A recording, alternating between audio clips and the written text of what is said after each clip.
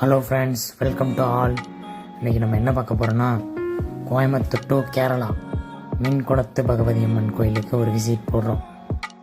இதுக்கு bus route வந்தீங்கன்னா, நீங்கள் தமிழ்நாட்டில் இருந்தீங்கன்னா மேக்ஸிமம் கோயம்புத்தூர் வரணும், இல்லைன்னா பொள்ளாச்சி போகணும்.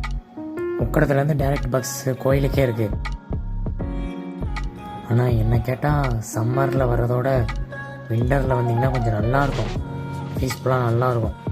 பார்க்குறக்கும் பச்சை பச்சையாக தெரியும். இப்பயும் பச்சை பச்சையாக தான் தெரியுது.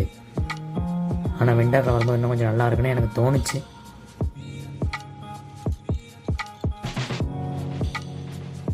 அப்புறம் கோயிலில் வந்துட்டு பொறி போடுவாங்க. இங்கே இந்த குளத்தில் உள்ள மீன் தான் ஃபேமஸ் இங்கே. அப்புறம் சாமி, அம்மன் சாமி. அப்புறம் கை கால்லாம் அலசிட்டு அப்படியே வேஷ்டி, கம்பல்சரி வேஷ்டி வேணும் இந்த கோயிலுக்குள்ளே போகிறதுக்கு, இல்லைன்னா அலோடு கிடையாது. வேஷ்டி சேஞ்ச் பண்ணிவிட்டு அப்படியே கோயிலுக்குள்ளே போயிட வேண்டியது. சட்டையும் போடக்கூடாது. அப்புறம் கோயிலுக்குள்ளே கேமரா அலோடு இல்லை, அதனால் வெளியே மட்டும் அப்படியே எடுத்து போட்டேன். நல்லா இருந்துச்சு. நீங்கள் தமிழ்நாட்டில் இருந்தும் கோயம்புத்தூர் வந்துட்டிங்கன்னா ஈஸியாக போய்க்கலாம். அப்புறம் நல்லா வரும்போது வேடிக்கை பார்த்துட்டே வந்தோம். நல்லா இருந்துச்சு. Kerala first time. இதுக்கு முன்னாடி ஒரு டைம் பாலக்காடு வரைக்கும் போயிருக்கேன், ஆனால் கேரளாவுக்கு உள்ளே போனதில்லை. இது வந்து பாலக்காடுலேருந்து ஒரு 20 கிலோமீட்டர் உள்ளே போனோம்.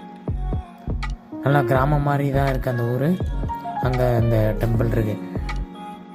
Okay guys, thank you.